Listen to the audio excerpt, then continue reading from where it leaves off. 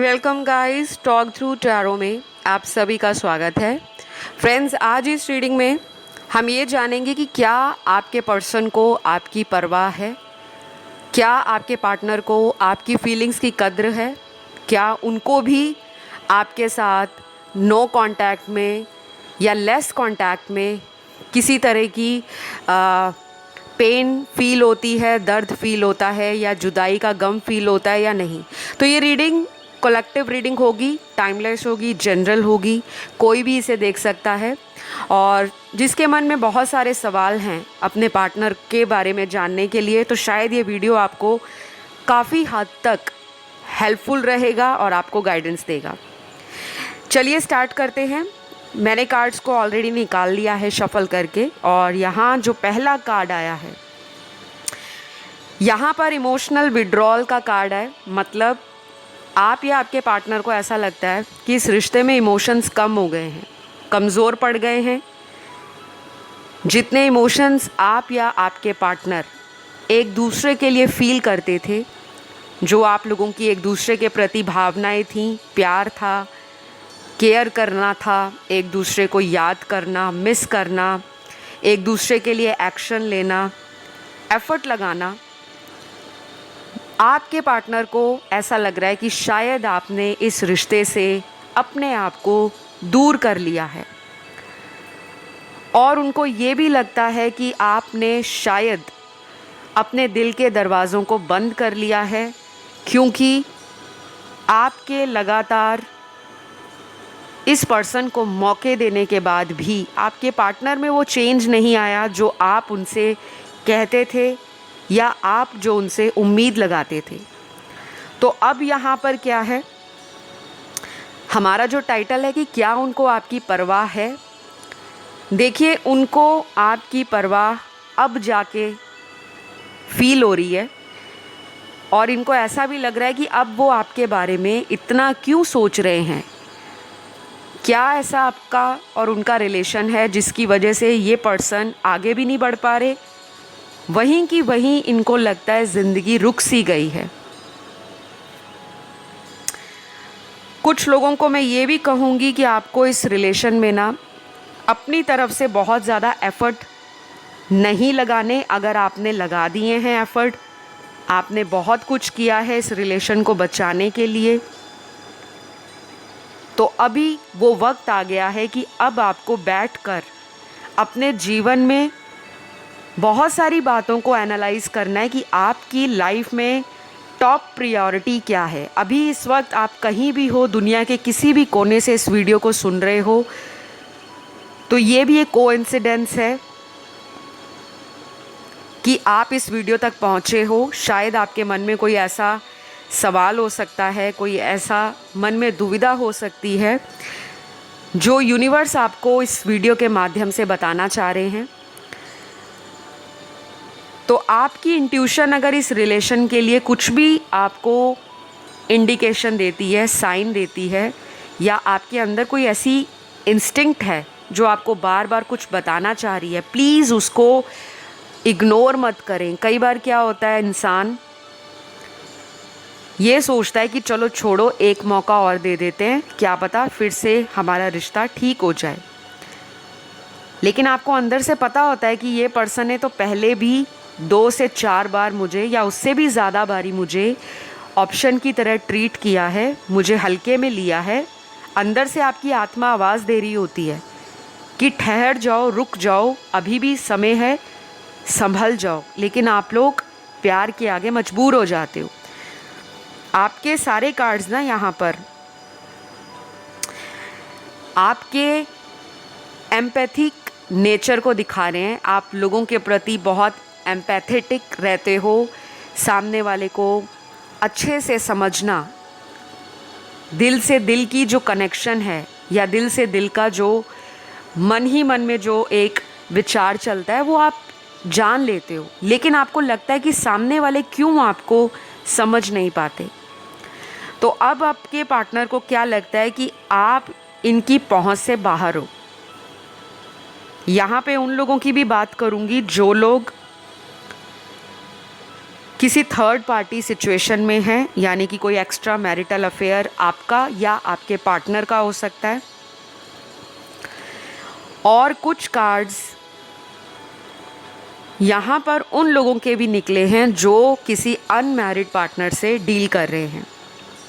आपके साथ जो सिचुएशन रेजोनेट करे आपको वही रखना है। ज़रूरी नहीं है कि जो रीडिंग में A to Z बताया जा रहा है आपको एक एक वर्ड को अपनी ज़िंदगी के साथ कनेक्ट करना स्टार्ट कर देना है। ऐसा कभी नहीं करना आपने। आपको जो इसमें से लगता है कि हाँ ये मेरी लाइफ से मैच हो रहा है तो उसे आप रखें। जो लगता है कि मेरी सिचुएशन नहीं है उसको आप जाने दें। वो किसी दूसरे व्यक्ति की एनर्जी हो सकती है, क्योंकि हज़ारों लोग देखते हैं, you never know. All right, तो अभी आपके पर्सन को ये भी लगता है, कार्ड्स तो बहुत ब्यूटीफुल आए हैं गाइस आज की रीडिंग में। मुझे लगता है आप काफ़ी ज़्यादा इस पर्सन के लिए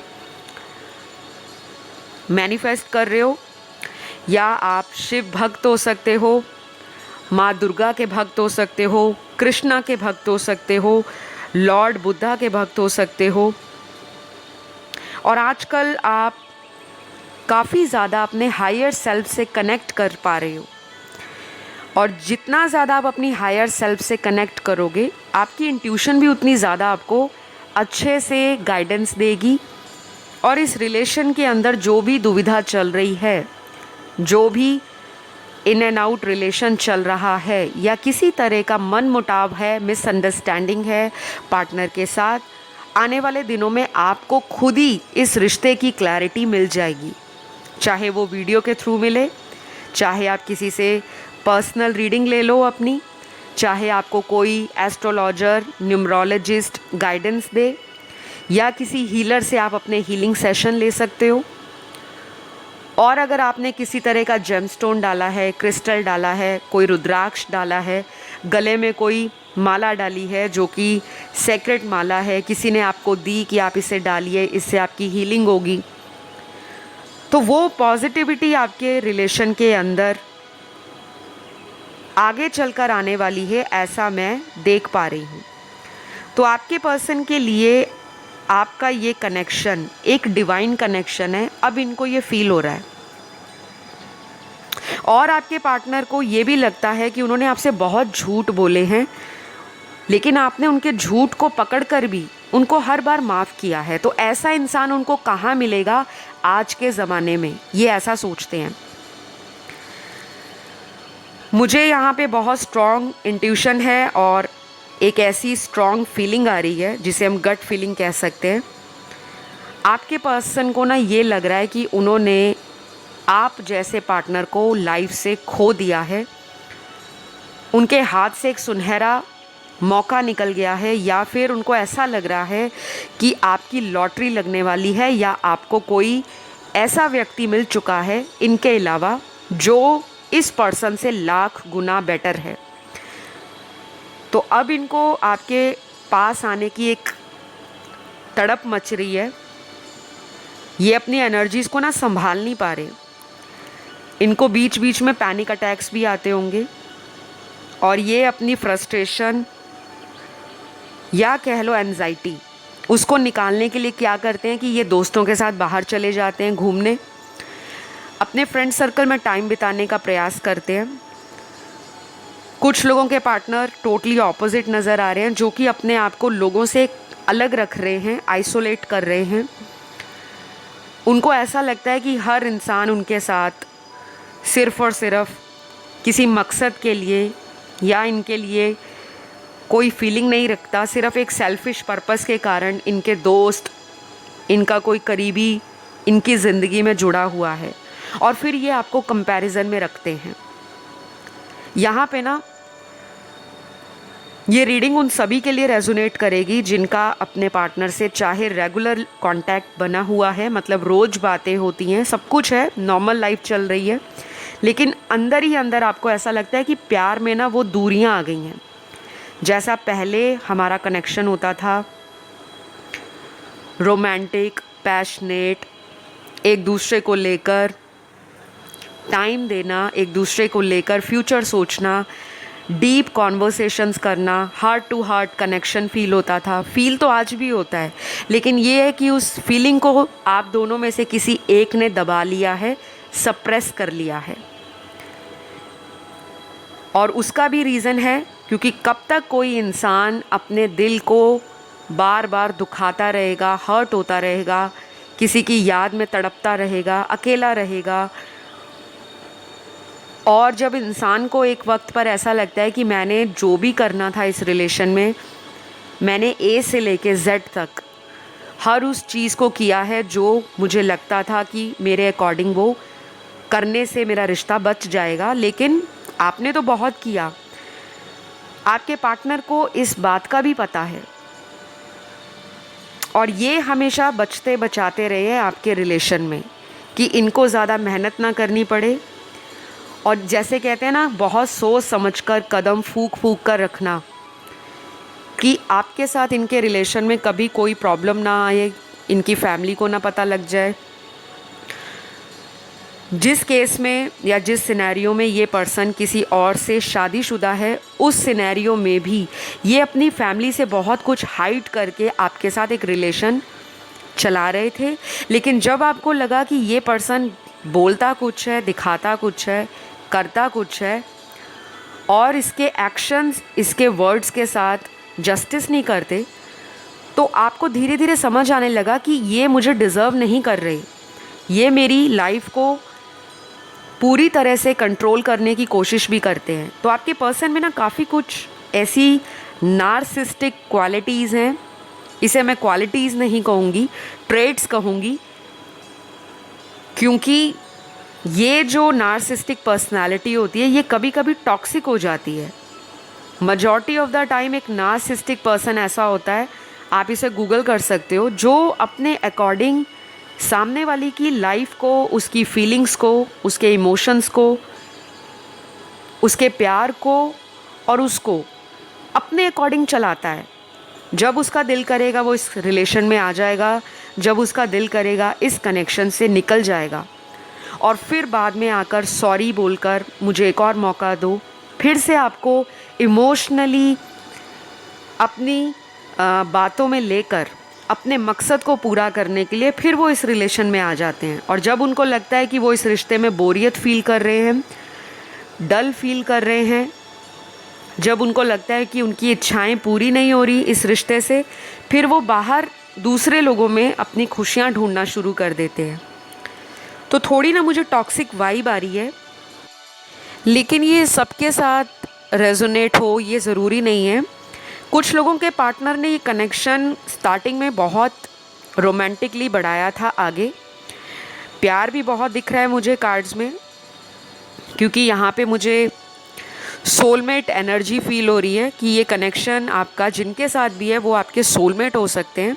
लेकिन चैलेंज तो हर रिलेशन में होते हैं, चुनौतियाँ, कठिनाइयाँ, परेशानियाँ हर रिश्ते में होती हैं। कोई भी कनेक्शन आपको मिलता है, ये तो सिर्फ एक टैग है कि वो सोलमेट है, वो ट्विन फ्लेम है या वो मेरा कार्मिक है।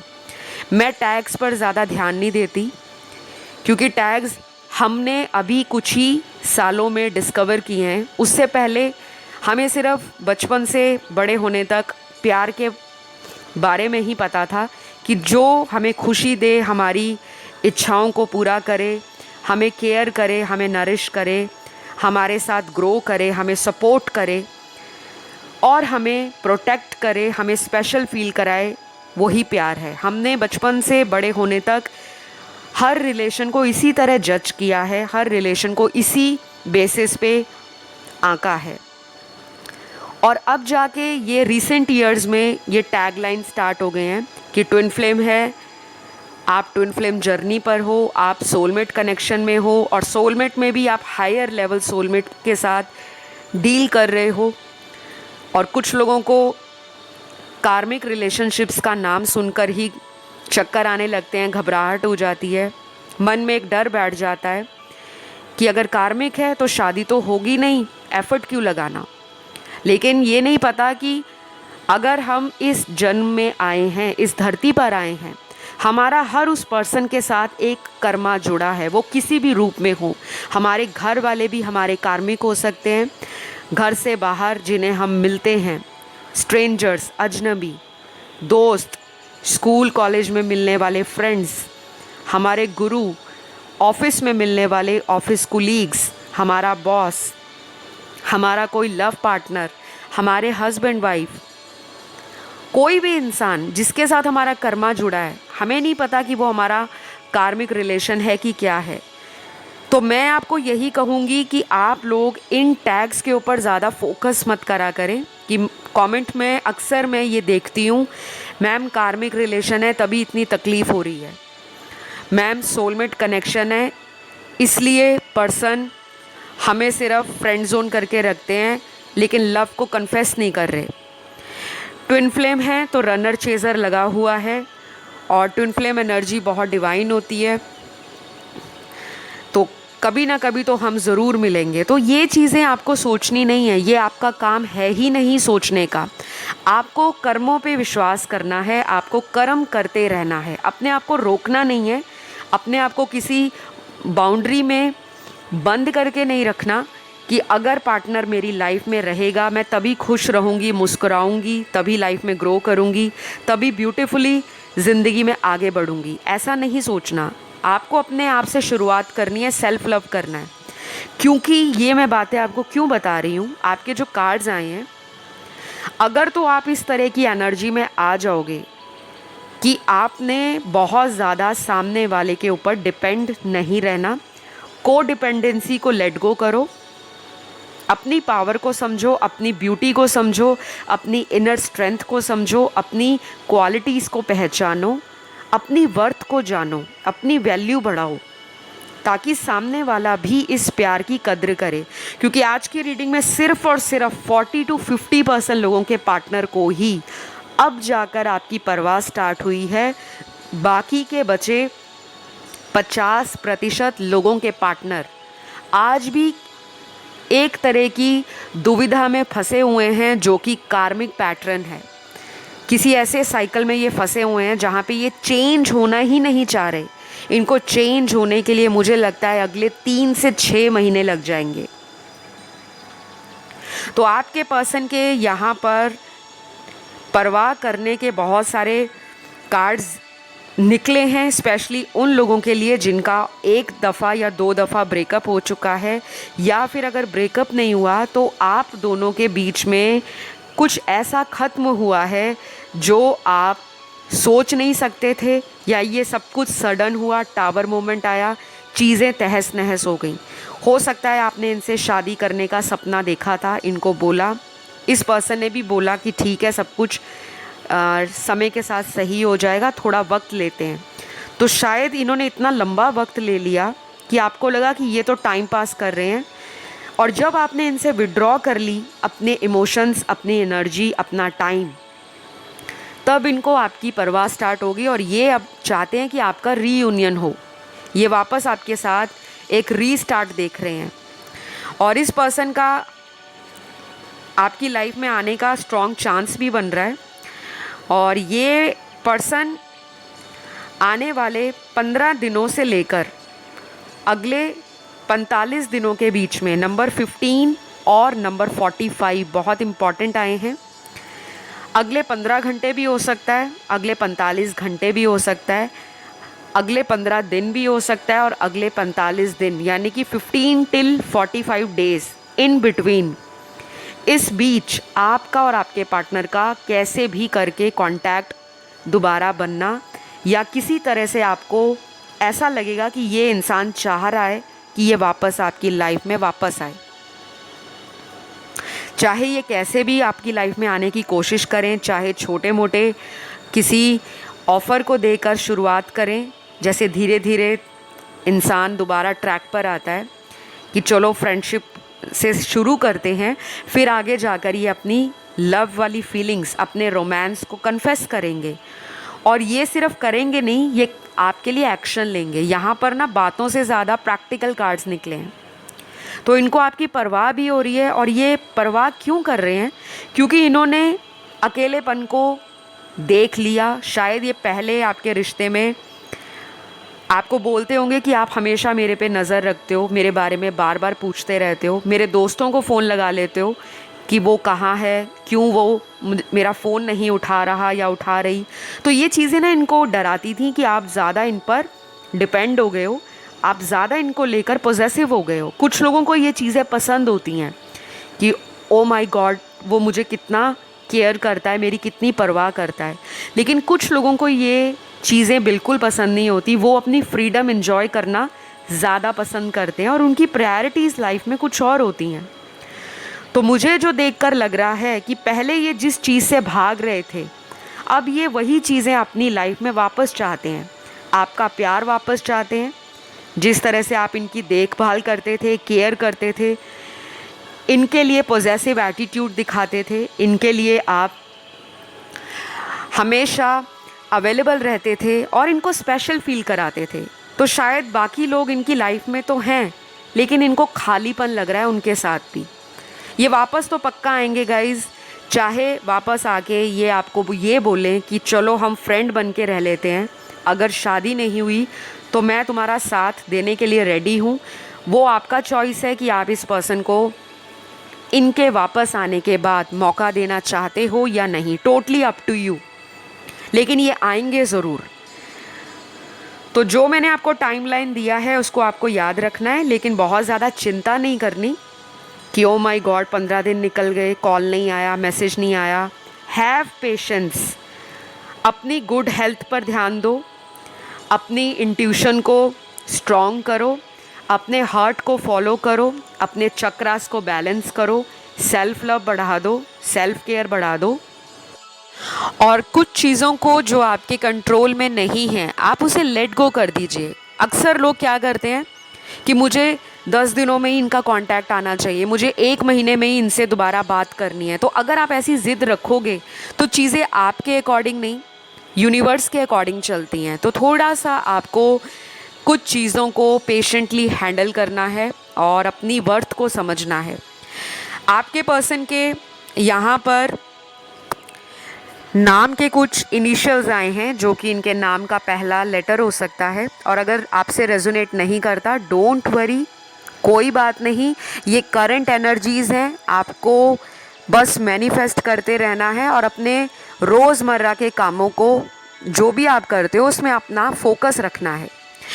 तो सबसे पहला जो इनका लेटर है नाम का, वो है KUYSNFHGALWY और लास्ट यहाँ पर आया है वो है V।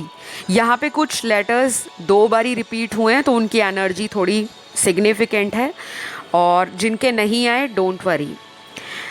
तो यहाँ कुछ इनके ज़ोडिएक भी निकले हैं।